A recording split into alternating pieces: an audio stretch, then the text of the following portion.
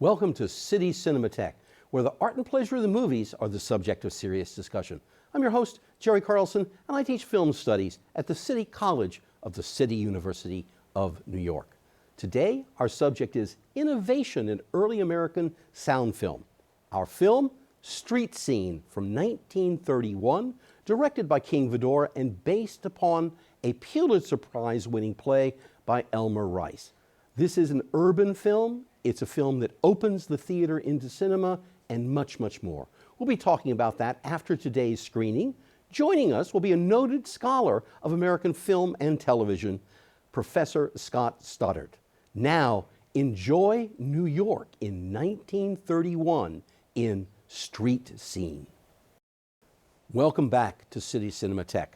I hope you enjoyed this, I think, absolutely stunning vision of New York City, the Lower East Side, from almost 90 years ago. This is a powerful film from a powerful piece of theater, and it's also quite a remarkable piece of cinema. We have a lot to talk about in the next 30 minutes. It's an absolute pleasure to welcome to City Cinematheque Professor Scott Stoddart from St. Peter's University in New Jersey. Scott is a noted scholar of the classical Hollywood cinema with many articles on the biggies like John Ford, George Cukor. He's also a scholar of American television and is currently working on a book on queer auteurs and aesthetics. Welcome to City Cinematheque, Scott. Thank you for having me.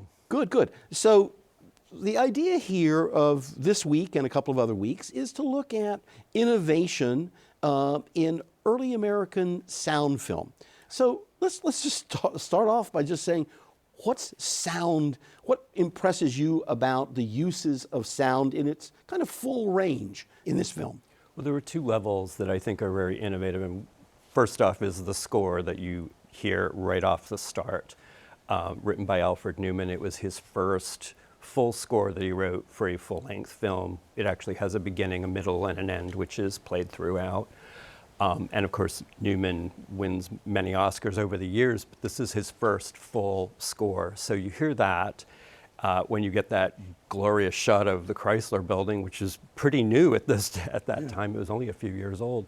And then you track down, and then you start to hear the city sound once the score fades. And the city sound is, bringing forth that cacophony of noise that you hear, people talking, cars whizzing by, trucks, people, that montage basically of everyday life starting, and you start to hear, the ice cream man and all of that. But the one other thing that strikes me about this film is how it's bookended with a little song. Let's talk about that, yeah. These little kids singing The Farmer in the Dell open the film. It's actually the first words you hear, other than the music and the yelling. You hear these kids, and they're playing The Farmer in the Dell with the little boy and little girl standing, and they're singing Farmer Takes the Wife, Farmer Takes the Wife. Then closes with a rather macabre version of it, because the whole film sort of comes through this way, and then it backtracks out after the murder. And you hear see the kids singing again, but they're singing, the farmer kills the wife, and the wife kills the child. That's what they're singing in the second version of it, as the camera glides back up toward the Chrysler Building, and you get the end title. So it's kind of an interesting bookending of it. I think the sound also probably, the way it's used throughout, not only just to get the city sound, but what strikes me is when the killing takes place, you start to see not only those great crane shots that track back, track forward, but you see the melee of the city at that point. The cars are all jammed, everyone's running out to see what's happened. And then you get that one shot behind the L that looks back at the apartment building. And of course, that's from the perspective of Sylvia Sidney getting off the train. And then there's this magnificent tracking shot of her getting off the train, coming down the stairs, and it follows her through the crowd. No one's talking, everyone's screaming, everyone's yelling, and you sort of hear all the ethnicity of that Lower East Side. You hear different accents and stuff of that nature, which I think is what makes the sound so interesting in that regard. Well, and it's interesting to think that it takes another 50 years for actually the phrase sound design to be coined. Okay, now obviously Hollywood has been doing this and been doing it with as in a film like this, with considerable genius and creativity in creating this incredibly rich, story world. But this is this mixture always of what kinds of music are you going to have? Mm-hmm. Is the music going to come from inside the story world, the kids, or is it going to come from outside the story world with the excellent, if faux, Gershwin that comes? But it's excellent faux Gershwin. I'm not. Well, I found it curious that the sound overlaps itself. I'm thinking of a few times, even when the characters are all sitting on the stoop where they're just having the evening conversation, the gossip and such. The way that everyone overlaps one another is very similar to what Altman eventually does in the 70s when it comes to sound, and we all marvel at what he did. Right. But it's jarring to see it in a film from 1931 when they don't have the technology to do that, and still you hear each person, you hear each bit of ethnicity every time that someone speaks. So it's really nice. Right. Now we should backtrack, I think, a little bit and talk about the fact that this is based upon a play. And this is also one of those instances in which the playwright actually got to write the screenplay, and there's obviously a collaboration there between Elmer Rice and King Vidor. But you can't say, well, the playwright was betrayed because no, not at all. But what's interesting is Elmer Rice writes the play, Street Scene. It goes up on Broadway for 601 performances. And Samuel Goldwyn goes to see it, who's trying to break into more prestige films. Right. He buys the playwrights for $157,000 and then gets Rice to pen the screenplay. And Goldwyn, making an interesting decision, gives it to fledgling director George Cukor. Okay. Cukor, who's known for all the plays that he ever screened, reads the screenplay and says, "There's no way I'm filming." He didn't have a concept, and if you think about how Cukor filmed, very stationary, lets the actors and the dialogue work inside the frame. Yes, absolutely. That it needed a different kind of director for this with this size of a cast. So he gives it to Vidor, who had just made The Crowd and The Big Parade, and had already begun to experiment with cinematography and sound with that. So it makes perfect sense. But the only thing that they change from what I could see from play to the screen is the changing of the poem. Okay. Sam recites in the play, he recites When Lilacs Last and the Dooryard Bloom by Whitman. And I think it was Vidor who suggested that doesn't work here because it's too funereal. It also lends too much foreshadowing, even though there's quite a bit of foreshadowing of what's going to happen. So they change it to Whitman's Passage to India. And of course, it resonates more because Rose at that point is talking about, I need to get away from here. I want to run away, and Sam wants to run with her. So it makes much more sense, actually, poetically, that they use that poem. But it is interesting that nothing else changes. Right. The play has so many issues with ethnicity, trying to really capture that Lower East Side with the Italians, the Jewish communities, especially those two, the Irish community, that you're blending in all of those, and then you have, and in some regard, I guess you could say that there's quite a bit of anti-Semitism portrayed in the story world and in the film as well. Yes, not Rice, but but everything that Beulah Bondi says is just about as anti-Semitic absolutely. As you can get. The film is a portrayal of an anti-Semitism and of significant ethnic conflict. Tensions, absolutely. Yeah, I think of the conversation that Lippo has with Mr. Olson about who discovered America. Was it Christopher Columbus or or Leif Erikson, and they really are almost going to hit each other. Yeah, absolutely. And the school teacher, the Jewish school teacher sitting in the window, corrects them both and says, well, one of them did this, one of them discovered the coast, but the other one was the one who colonized it. Right. So they both kind of win, but at the same time, the Lippo is the one who takes credit for having won because Yeah. And celebrate that. What's also interesting, in the play and in this is that there is this tension and conflict, and the tone is different at different times about that. So, the Leif Erikson versus Christopher Columbus, even if they're coming to blows, it's a kind of comic. Oh, it's very comic. Comic portrayal. As opposed to when Beulah Bondi is watching Sam's father reading the paper, and she says something like, I don't know how you could stand there and read that Yiddish nonsense all day. Absolutely correct. There's the tension in it there. The other thing that's kind of nice that Rice plays with, that the screenplay, the film actually captures, is the stoop being a seat of gossip and Yes, community. absolutely. And the way that the women, of course, they're talking about Rose's mother, and the affair that she's having. But there's also that time where they're sharing the news of what's going on down the street, what's been going on in the world at this point. And of course, this is on the cusp of the Depression. Right. America's already in the Depression when the film's made, but the play was written on the cusp of it, right before the crash. So that's kind of reflected in it as well, that there's a lot of news about jobs and security of jobs and how are we going to continue to live here. Right. And, there's a lot of things. First of all, we should say this is a pre-code film.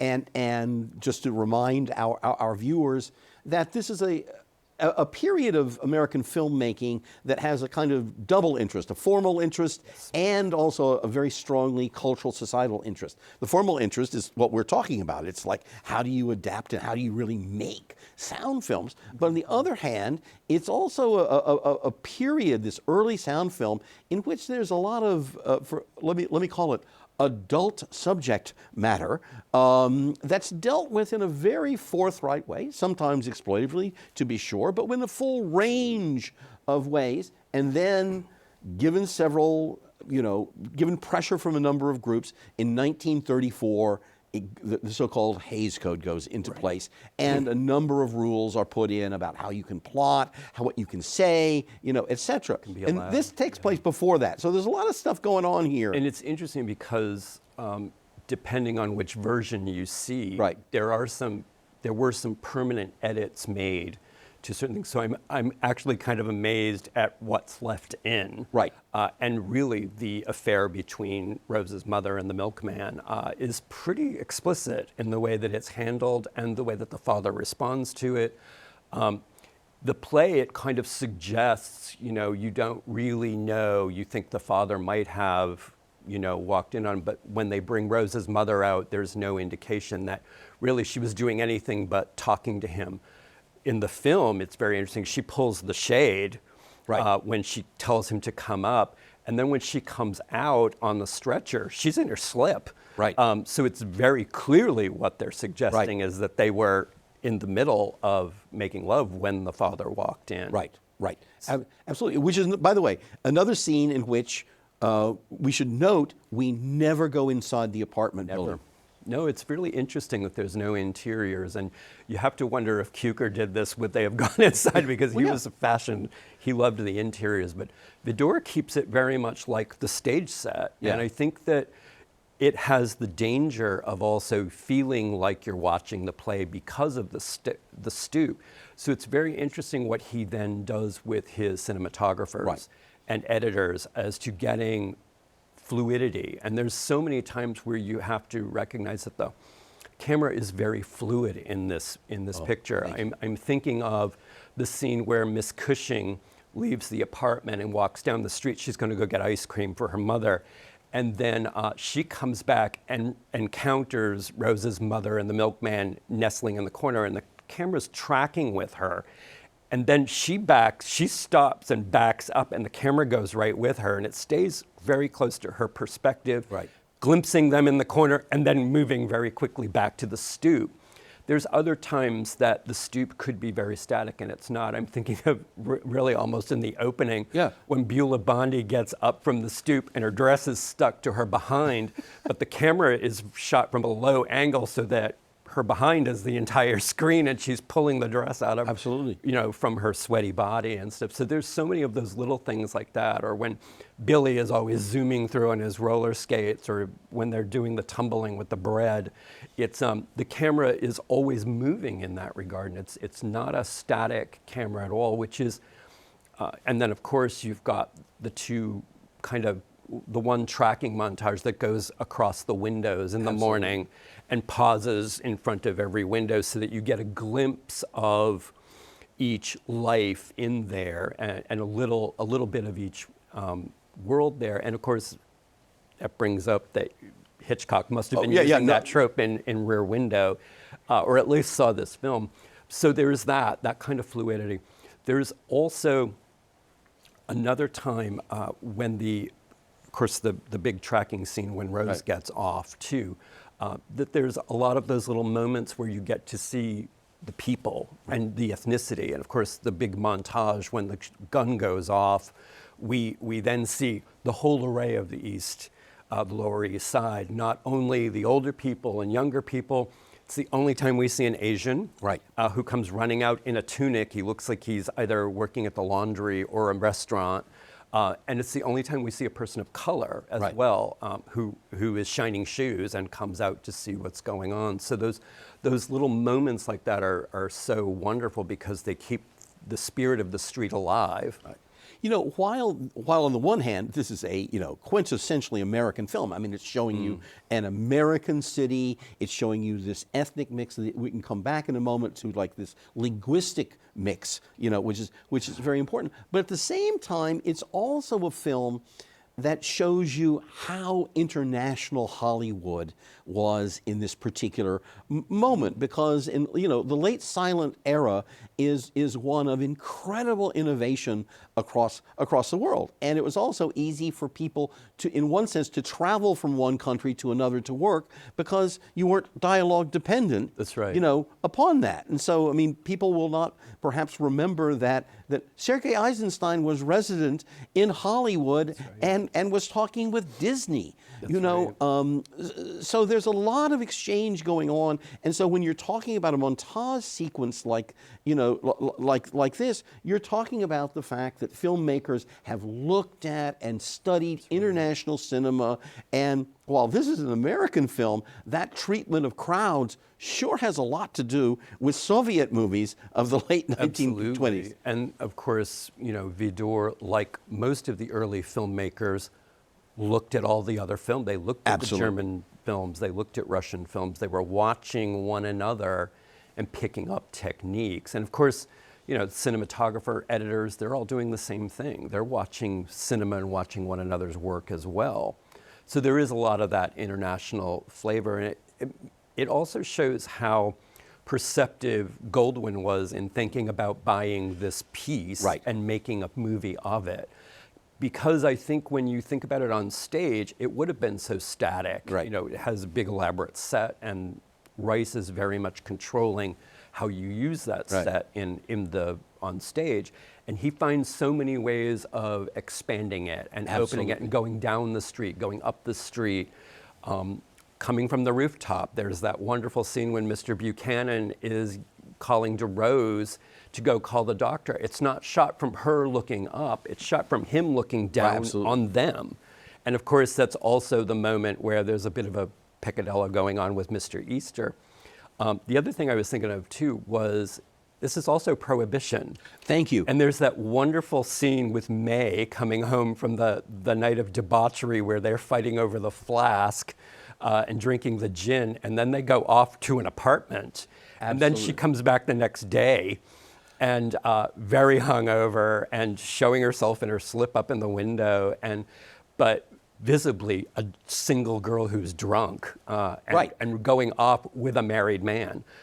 Another code violation, which is in the final cut. It's quite remarkable. That's very much the case. So and they're all talking about going down. Mr. Jones goes down, Rose's father. They all go to Callahan's down the street, and yet it's prohibition. Thank you.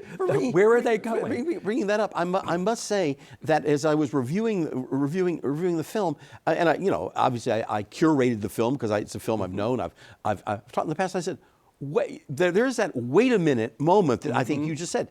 This is portraying an urban culture in which, in the midst of prohibition, in which there is no question that you just go to the local speakeasy. Yep. There is alcohol everywhere. Prohibition is a joke in this in this neighborhood, and indeed, it's part of the family tragedy, because once father is captured and talking about, he talks about going off his nut. That's right. Because of the alcohol. Because he was drunk. Because he was drunk. I mean, when he makes his final, his final plea to his final plea to Rose, about this, and all of this is done with no soapbox about this at all. It's actually played for fun. That one time where Mr. Jones says he's going to Callahan for 15 minutes or 20 minutes. Yeah, for 15 minutes, and then Beulah Bondi says, "Don't come home soaked,"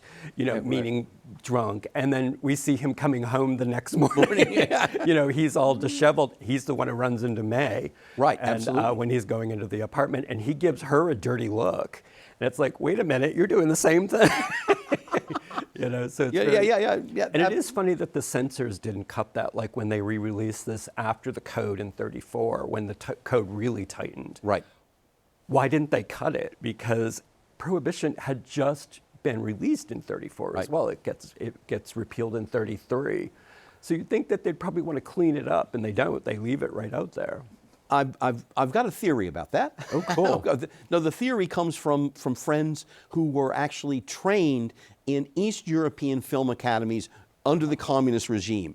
And one friend talks about how Andrzej Wajda, the great Polish director, would take the students out afterwards and said, when you submit a script, make sure there are at least half a dozen offensive things in it that the censors are going to hate. That's true. Okay.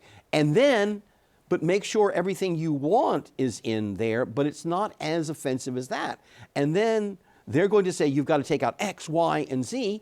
And you say, oh my God, well, if you have to. Well, that's how all the you have to. That's how all the bad stuff stays in a film noir as well. They practice the same thing of film too much, let them come through and say this or that, and then we can retool it. But there are certain things the stuff that counts is in there, and I think that's true. In this. Well, it also calls to mind though the whole. I'll go back to the anti-Semitism, because I think there's one interesting use of it, and that's with the Vincent, Sam, Rose triangle, where Vincent's the bully, and he not only he kicks Sam, knocks him down, but he's also making fun of his sexuality. Absolutely, he is making it the notion of being Jewish to also being fey. Right. And there's this notion here that you're just a sexless Jewish boy, and you can't handle a real American woman here.